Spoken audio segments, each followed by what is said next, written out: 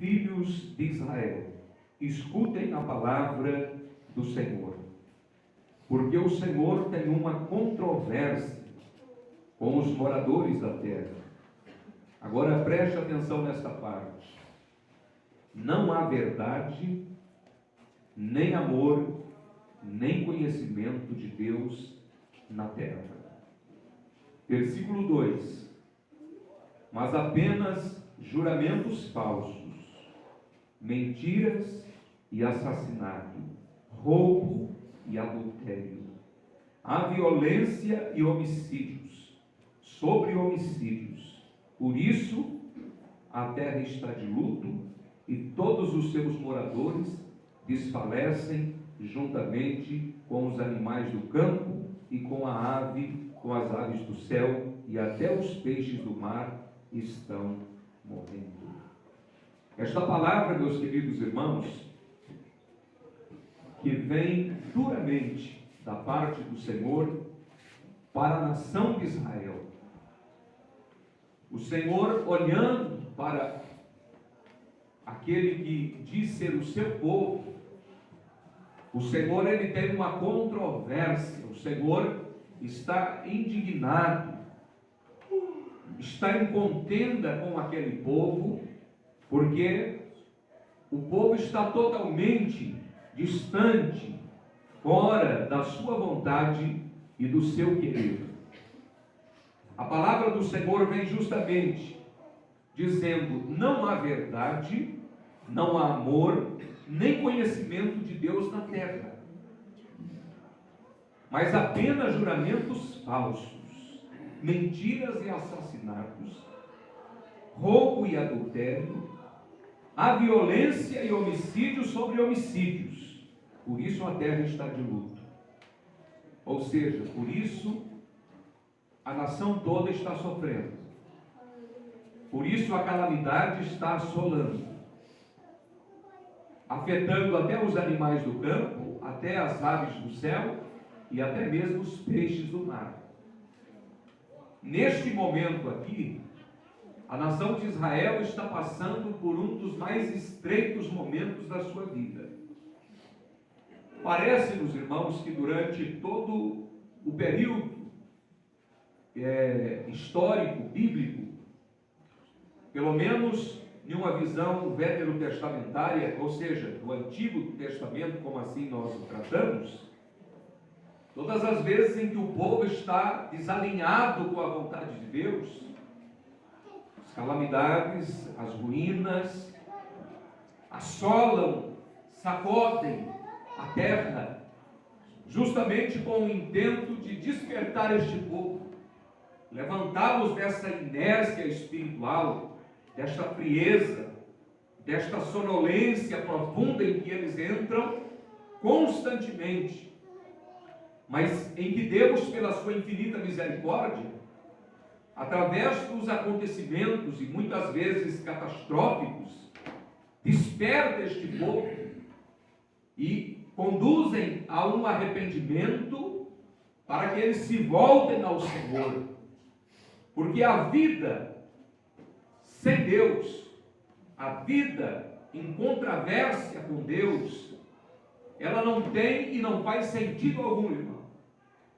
Você pode ter a melhor casa, você pode andar em melhores carros, você pode estar cercado de amigos, você pode fazer e satisfazer todas as suas vontades, mas o ser humano, enquanto ele não está alinhado com o seu Criador, enquanto o filho não está em plena comunhão com o Pai, enquanto nós estivermos em controvérsia com a vontade de Deus, a vida está em uma insatisfação profunda.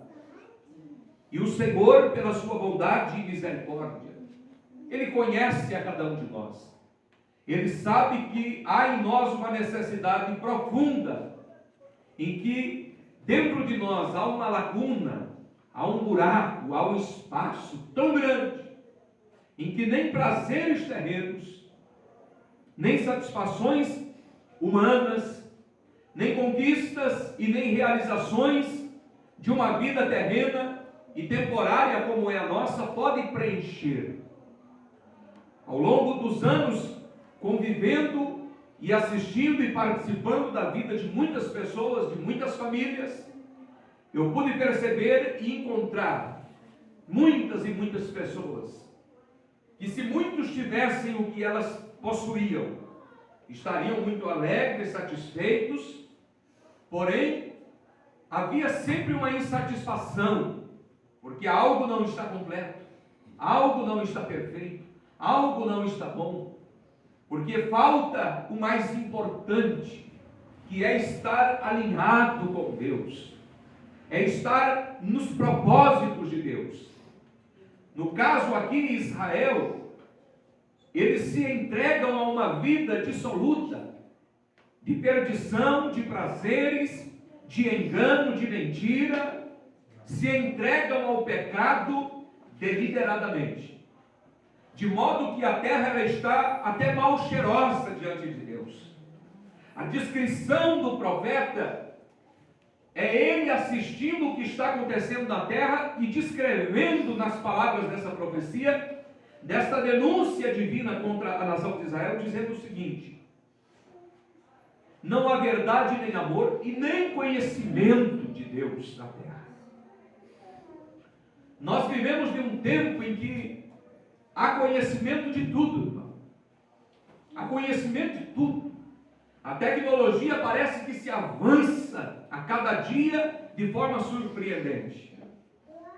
De repente, virou-se o milênio e o que para nós era difícil demais, que era se comunicar com alguém, em que a forma mais rápida era você escrever uma carta, colocar no correio, esperar o tempo necessário para que chegasse até as mãos do destinatário, para que você então recebesse, depois de outros tantos dias, as respostas que você esperava daquela carta enviada, e isso parecia algo ainda formidável, impressionante, avançado, mas de repente, o milênio vira, entramos neste século 21, e de repente eu consigo do outro lado do mundo, através de um aparelho tão simples como este, em tempo real, conversar e enxergar uma pessoa de forma perfeita, plena, conversar, uma pessoa que está do outro lado do mundo, simplesmente nós aqui, neste pé de serra,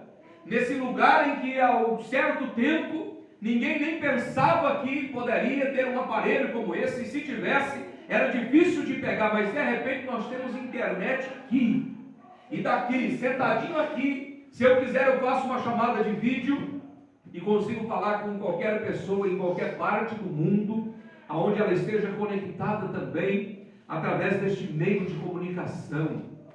As crianças nascem hoje com os olhos abertos, aprendem a falar, a andar, e de repente estão com um aparelho desse aqui na mão, e dando um show nos mais velhos, acessa o que quer, faz o que quer, assiste, joga, faz de tudo. Nós estamos vivendo um tempo de avanço tecnológico. Os carros cada vez mais tecnológicos, automáticos, carros se conduzem praticamente sozinho, sem o auxílio, sem a ajuda de um ser humano. É apenas uma programação e as coisas funcionam. Conhecimento. Os cursos superiores, as formações em faculdade, hoje é muito mais acessíveis às pessoas. Hoje, com uma pequena taxa, você faz até a distância, pela internet, você busca conhecimento. Esse doutor Google que nós temos aqui, basta você perguntar para ele quantos grãos de milho tem uma espiga, ele vai te falar.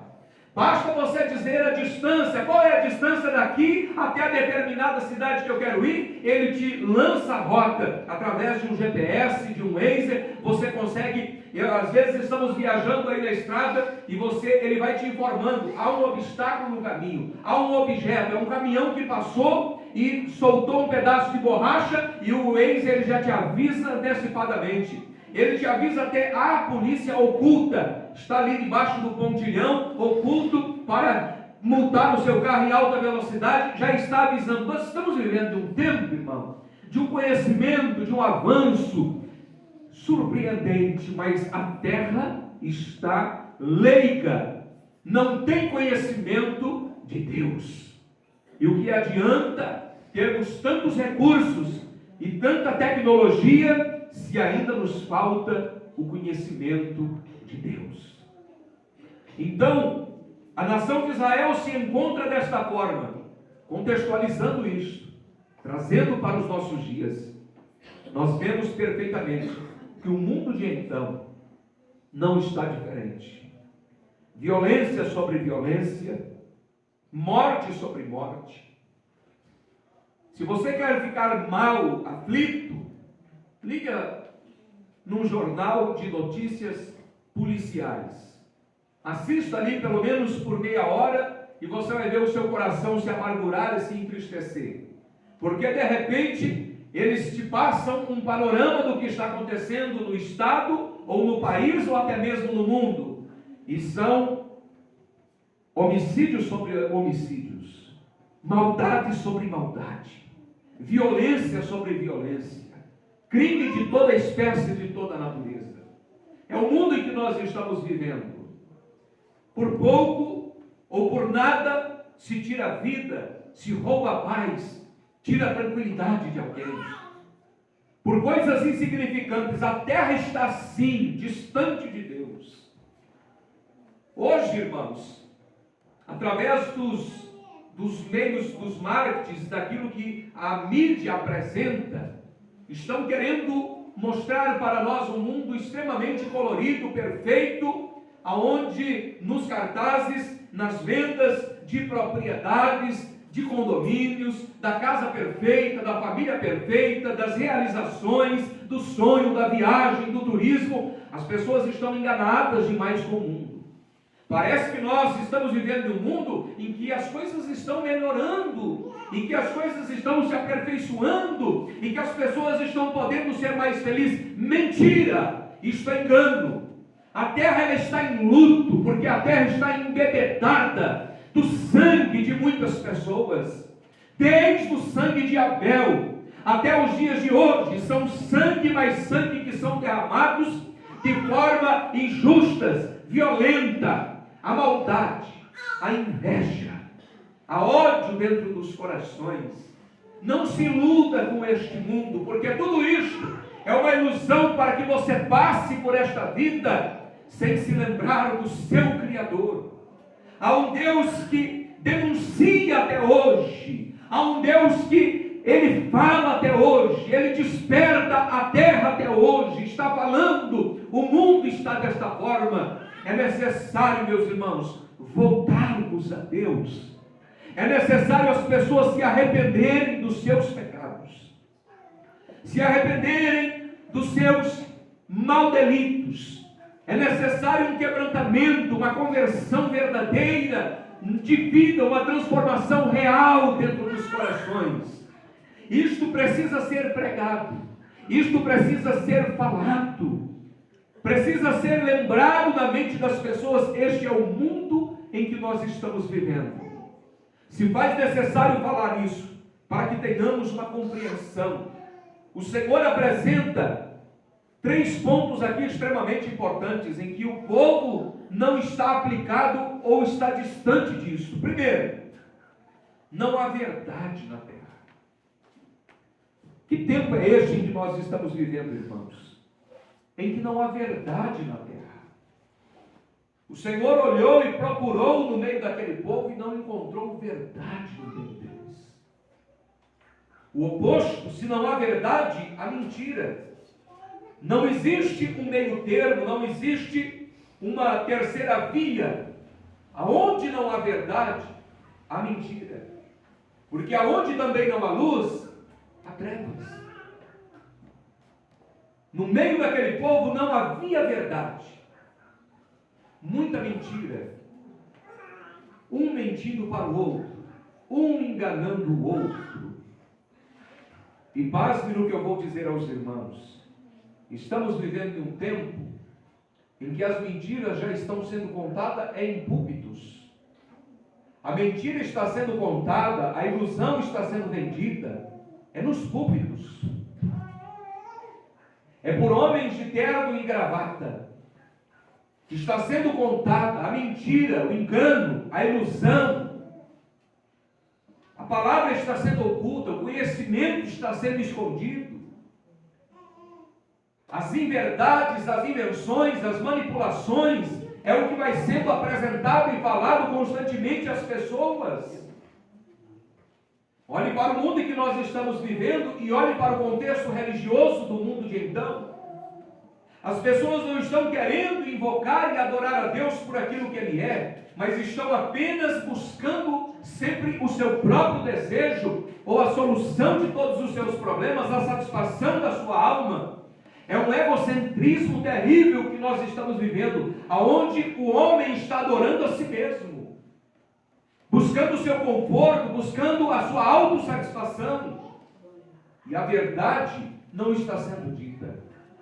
O pecado ele está escancarado sobre as vidas das pessoas e não há quem denuncie, não há quem pregue, não há quem fale. A verdade, ela estava oculta no meio daquele povo, a mentira estava tomando conta, e como é difícil, irmãos.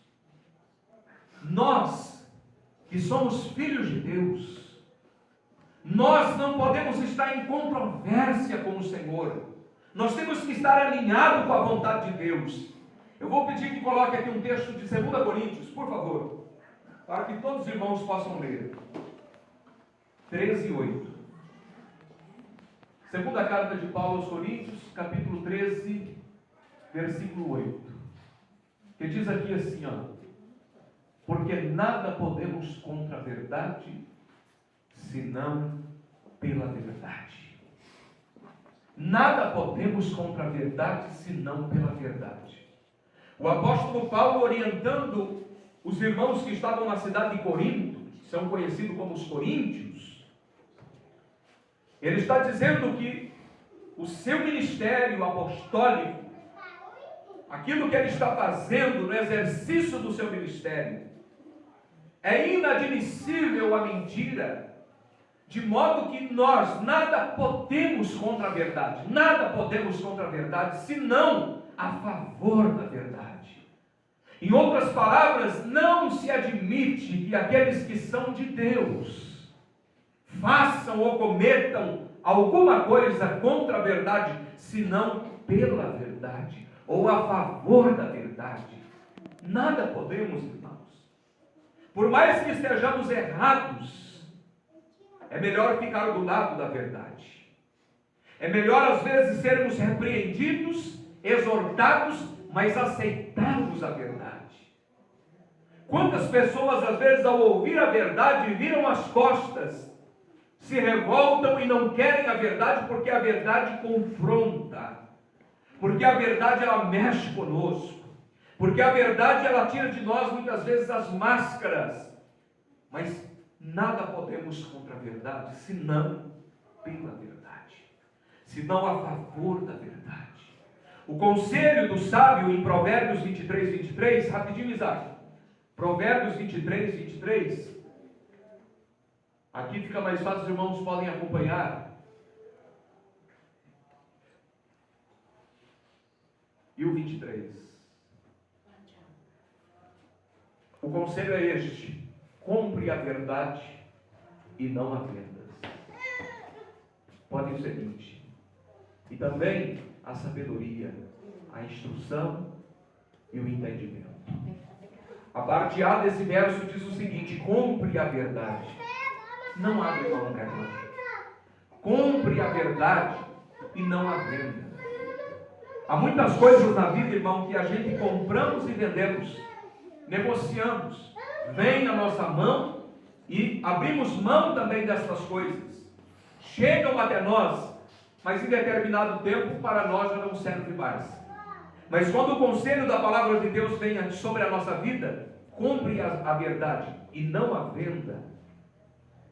Há dois pontos importantes a ser analisados. Primeiro, pague preço pela verdade.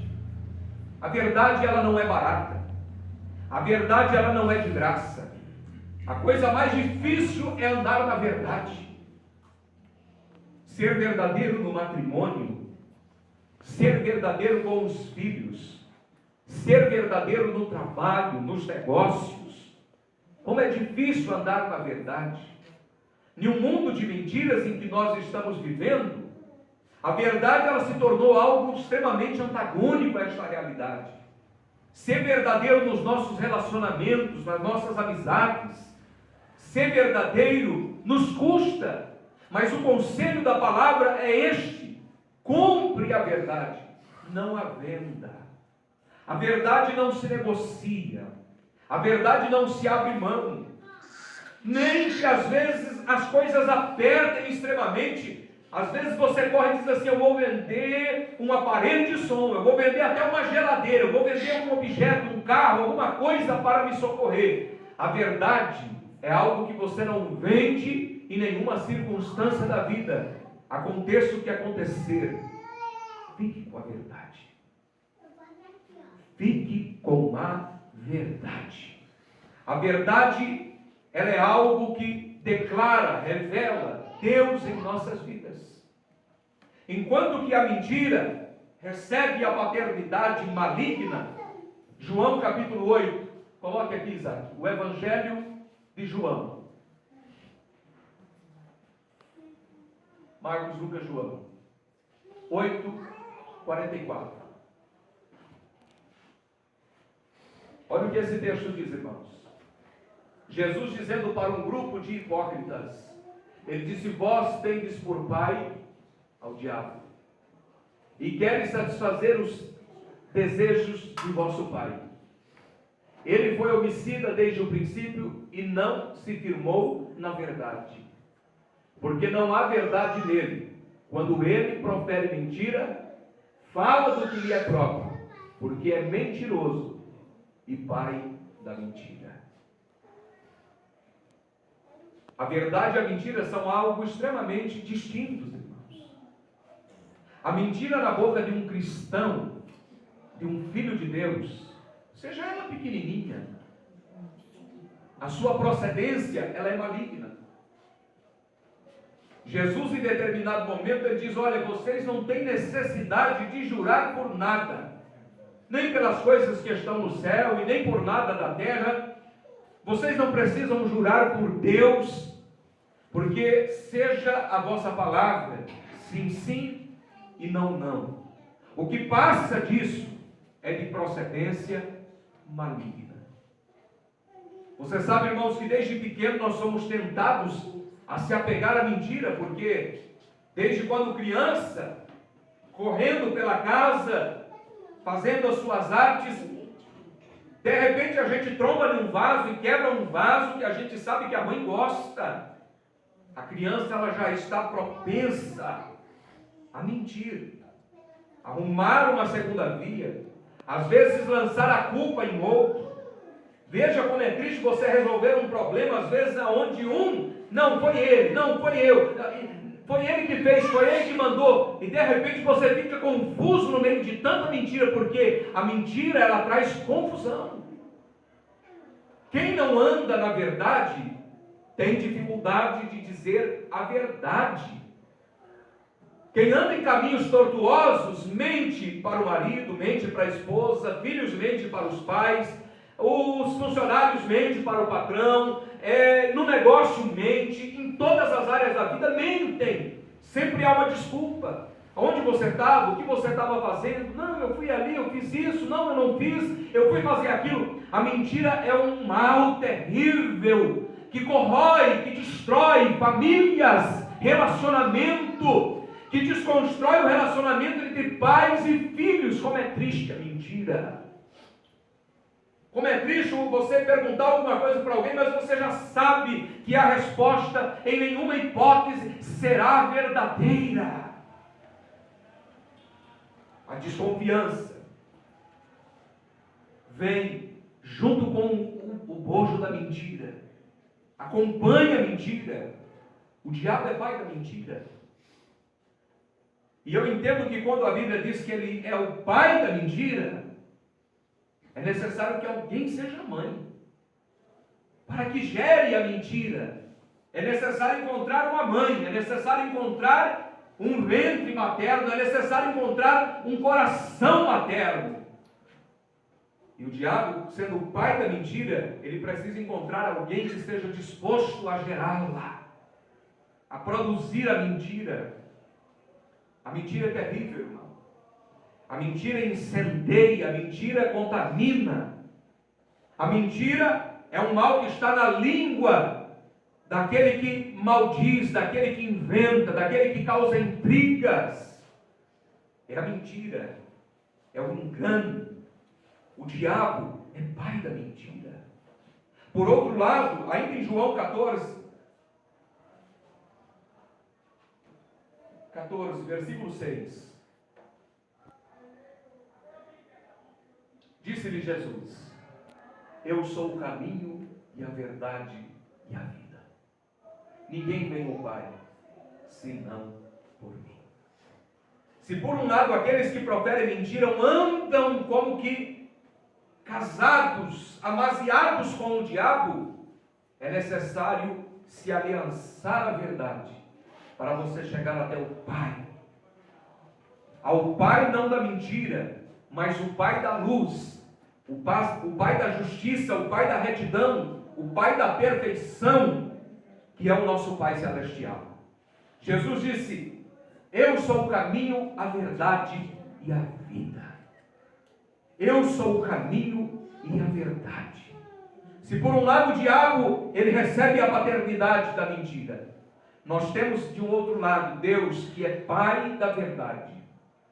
O Filho que Ele nos revela e que Ele apresenta-nos como caminho em que devemos seguir. Este Filho é caminho, é verdade, é vida.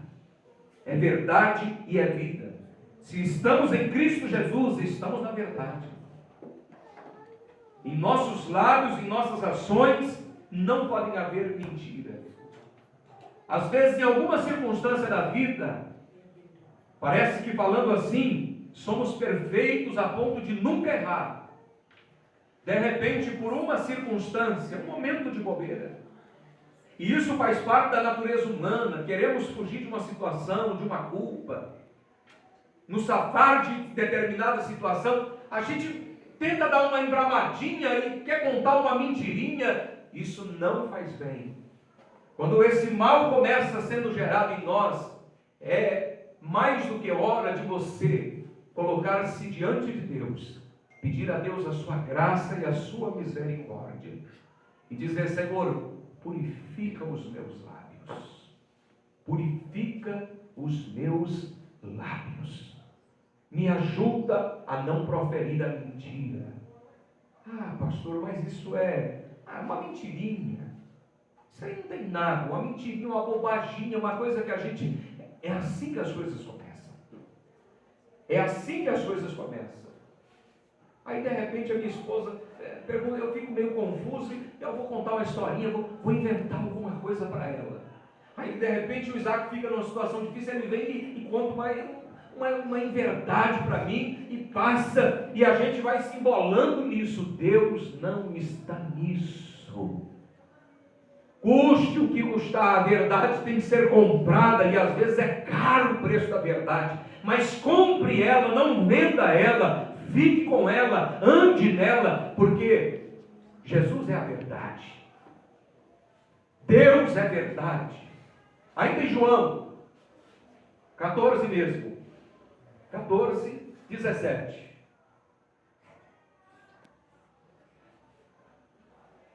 O Espírito de verdade, que o mundo não pode receber, porque não o vê, nem o conhece.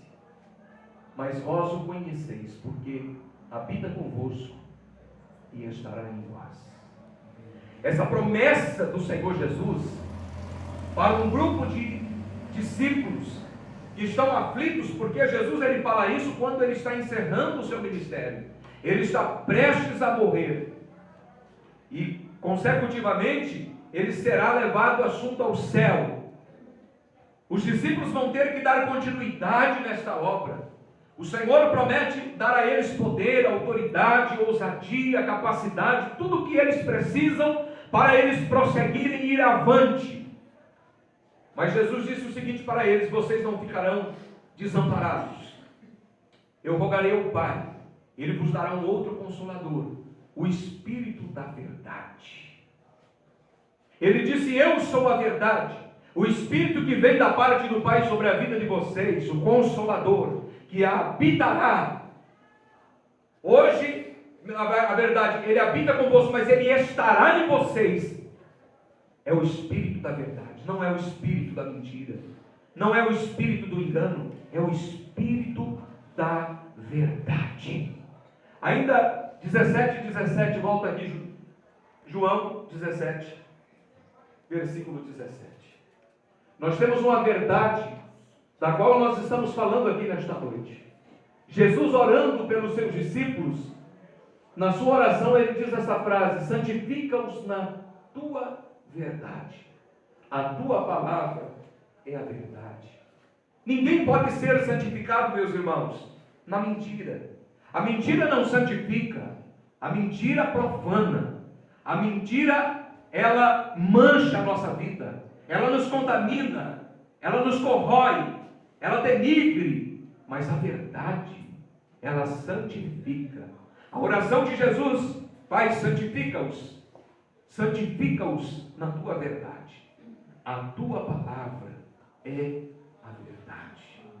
A tua palavra é a verdade. Você está sentadinho aí ouvindo a palavra de Deus nesta noite. Você pode não estar vendo e às vezes nem entendendo, mas você não imagina o poder da palavra, do ouvir, do atentar, do guardar a palavra no coração. O salmista, lá no Salmo 119, ele diz isto de forma muito contundente. Ele diz o seguinte: escondi a tua palavra no meu coração, para não pecar contra ti. Quando você esconde, quando você pega a palavra, e tome cuidado, porque de repente acaba o culto. E Jesus, falando sobre a parábola do semeador, ele disse que o semeador que saiu a semear, parte da semente que caiu ao pé do caminho, veio as aves do céu e arrebatou aquela semente. Depois lá na frente ele explica essa parábola para os seus discípulos. E ele diz o seguinte: a ave do céu representa o maligno. A semente é a palavra. É a palavra que vocês estão ouvindo. Tome cuidado para que o maligno não arrebata de você. De repente você sai daqui, chega na sua casa, você abre lá o teu WhatsApp, é uma mensagem que você recebe, que já mexe com a tua cabeça. É alguém que você encontra, uma situação que você vai viver esta semana, e de repente quer roubar a tua paz, quer tirar, e de repente dá um apagão em você, e você esqueceu da palavra que você ouviu. E se você não tomar cuidado, é uma mentira que vem, é um engano, é um deslize, é uma palavra torpe, é algo que vai te distanciar de Deus. Esconda esta palavra no teu coração, porque esta palavra te santifica, esta palavra te purifica, esta palavra ela te limpa. A palavra ela tem este poder na nossa vida, porque é uma verdade de Deus sendo dita para os nossos corações, confrontando esta natureza nossa, que está muito mais contaminada pela mentira e é muito mais propensa ao engano. Mas quando você ouve a palavra ela te sacode. A palavra às vezes ela te causa desconforto. A palavra às vezes ela te prescruta. A palavra às vezes ela te vê como se você estivesse nu. E nesta linguagem que eu estou dizendo, ou que seja, não tem nada para cobrir, não tem nada para esconder, mas você está patente diante dos olhos de Deus. E a palavra vem como espada, que penetra de forma profunda, que vai às juntas e medulas, que vai à divisão da alma e do espírito, que discerne pensamentos, intenção do coração. A palavra de Deus ela é santificadora. O pregador é limitado, o pregador ele medita, ele estuda, ele ora, ele pede a Deus. Mas quem vai lá é a palavra. Eu não sei como você entrou, eu não sei como foi a tua semana, eu não sei o que está passando na tua mente, mas eu sei que enquanto eu estou pregando, a palavra está cortando, a palavra está indo, a palavra está agindo, a palavra está limpando, a palavra está tratando, a palavra está transformando o teu coração, porque porque a palavra de Deus santifica. Pai, santifica-os na verdade, a tua palavra é a verdade. Amém. Aleluia. Glória a Deus. Esta palavra tem que ser dita. Esta palavra que transforma a nossa vida. Os nossos encontros não podem ser apenas como um point, não é apenas um lugar de nos encontrar, não é apenas um compromisso no final de semana que temos. Vamos lá porque é gostoso, porque a gente canta, porque a gente se reúne e é tudo muito bom. Se tirarmos a palavra de nosso meio, o culto vai ficar vazio, a reunião vai ficar incompleta, as coisas vão ficar muito superficial, a gente vai ficando cascudo, a gente vai ficando com o coração meio pesado. Mas é a palavra que limpa, é a palavra que purifica, é a palavra que mexe, é a palavra que está te sacudindo, é a palavra que martela no teu coração, é a palavra que queima dentro da tua alma, é a palavra de Deus que você vai sair daqui, mas o Espírito Santo vai estar trabalhando no teu interior e te fazendo lembrar desta palavra que você ouviu. A situação vai vir para você pecar, para você mentir, mas o Espírito vai te fazer lembrar que você foi alguém chamado para andar na verdade e não na mentira. Ainda que te custe caro hoje dizer a verdade, fica na verdade, porque você perde um negócio, uma porta se fecha, alguém vira as costas para você, mas Deus está contigo, porque Deus tem compromisso com quem anda na verdade. Amém. Anda na verdade. Anda na verdade. E tudo vai bem, irmãos. Tudo vai bem.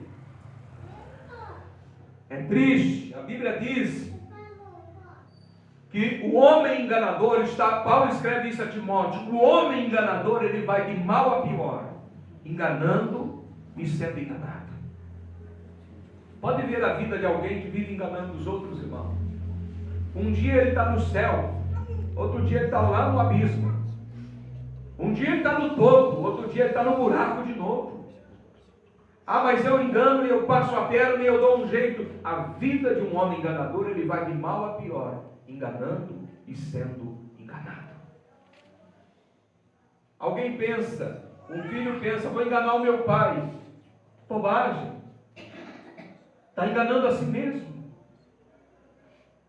No relacionamento que temos com pessoas, quem anda na verdade e é sincero, às vezes, mas fulano não merece a minha verdade. Mas você não é verdadeiro porque alguém merece. Você é verdadeiro porque você é filho de Deus.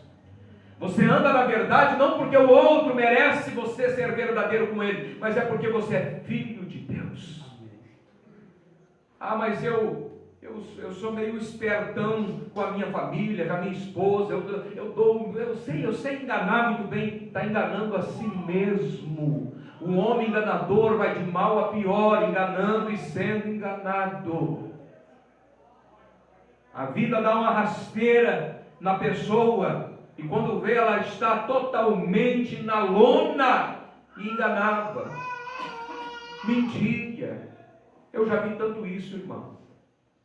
A gente vivendo e convivendo com pessoas, a gente adquire muita experiência. Alguém certa vez disse que com tudo se aprende, até com o erro dos outros se aprende a não fazer igual. A pessoa é esperta demais, faz isso, faz aquilo, vai chegando a hora da vida, puf, a pessoa cai numa situação que ele tem que pedir ajuda para quem ele enganou a vida inteira. É para quem ele vai pedir socorro, é para quem ele vai pedir água para refrigerar. Vale a pena, você não perde por andar na verdade. Você não perde por ser sincero nas suas atitudes. 1 Timóteo 3:15. Coloque esse texto aqui.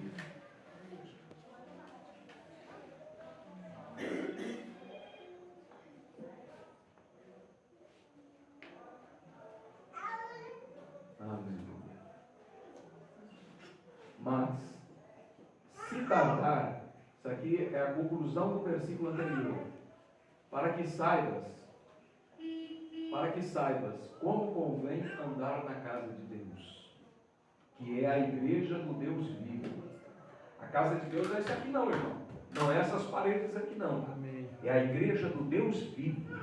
Somos nós, como convém. Agora Paulo está falando aqui como que nós devemos conviver como comunidade, com os nossos irmãos, que é a igreja do Deus vivo. Olha o que é a igreja do Deus vivo: a coluna e firmeza da verdade.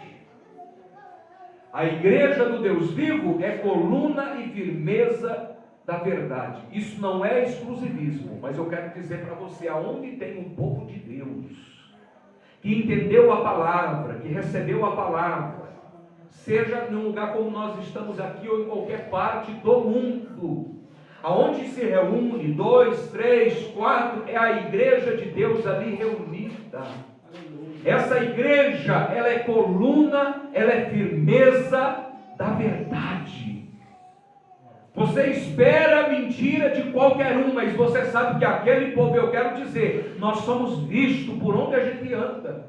A gente vai para lá, a gente vem para cá, a gente trabalha, a gente faz os nossos negócios, a gente entra, sai, sempre tem alguém nos olhando e vendo a nossa conduta e sabe se estamos andando ou não estamos andando na verdade.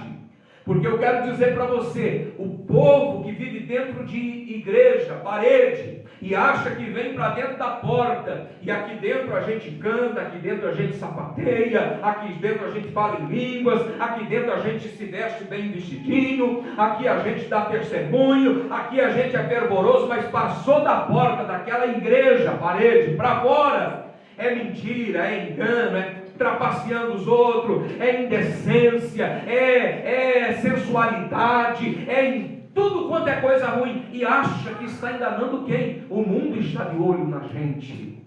O mundo está de olho na gente, irmão. O que nós fazemos mais não é aqui dentro nós estamos recarregando as baterias. Aqui dentro nós estamos sendo ministrados, aqui dentro a gente para ouvir, aqui dentro a gente somos chacoalhados, aqui dentro nós somos muitas vezes tirados da zona de conforto que estamos vivendo para orar um pouquinho mais, para buscar a Deus um pouquinho mais, para invocar o nome do Senhor um pouquinho mais. Só que tem uma coisa, é lá fora que a gente dá testemunho, é lá fora que a gente anda na verdade, é lá fora que as pessoas estão nos vendo. Então, a mentira pode estar em qualquer lugar, mas aonde houver o povo de Deus reunido, há um povo que é coluna e firmeza da verdade. As pessoas precisam chegar em nosso meio e ouvir a verdade. Não é a verdade moralista, não é a verdade que eu sou superior, mas é dizer para ela: Jesus é o caminho, a verdade e a vida. É dizer: você está angustiado, mas Deus pode te libertar. Você está caído, mas Deus te levanta. Este pecado está te destruindo, mas o Senhor te liberta, te purifica e te faz uma nova criatura. Há uma solução para você que às vezes até aos mais próximos está dizendo: está perdido, não tem jeito. Mas se você crer, você vai ver a glória de Deus na tua vida. Então nós somos a coluna e a firmeza da verdade. Eu posso estar ali no mercadinho, eu posso estar aí na rua, eu posso estar trabalhando, saindo, mas quem me encontrar, vai encontrar a mesma palavra nos meus lábios, o mesmo sim, sim, o mesmo não, não, a mesma verdade, a mesma fé, a mesma confiança, a mesma oração, é o mesmo de sempre. A gente não podemos, irmão, nos transformar em um personagem. Hoje é dia de culto, opa, deixa eu mudar tudo. Mudar a palavra, deixa eu tomar cuidado para não chegar lá no púlpito e de repente soltar um palavrão, porque estou acostumado a falar, ou vou me comportar de um jeito indecente, porque eu estou acostumado. Não, a igreja do Deus vivo é coluna, é firmeza da verdade, é aqui dentro, é lá fora, é onde você está, é no teu trabalho, é na escola, é no meio da tua família, é a mesma coisa. Coluna fala de algo que sustenta, fala de algo inabalável. Coluna, firmeza, algo que está ali coeso, ninguém remove, aconteça o que acontecer. Ah, mas está todo mundo mentindo, está todo mundo fazendo isso, o mundo está perdido, está acontecendo isso, mas há um povo especial, zeloso, de boas obras, é a igreja do Deus vivo, é um povo lavado e remido no sangue de Jesus. Este povo está aqui nesta noite, reunido. Este povo está reunido em outros lugares, porque o povo de Deus anda na verdade. Anda na verdade e serás abençoado por Deus. Você não perde por viver a verdade de Deus. em sua vida. Teremos muitos textos aqui, irmão, para lermos, mas Deuteronômio 32, lá no comecinho, Isaac. Aí. 32, versículo 4. Aí. Ele é a rocha, cuja obra é perfeita, porque todos os seus caminhos justos são. Deus é a verdade, e não há nele injustiça, justo e reto é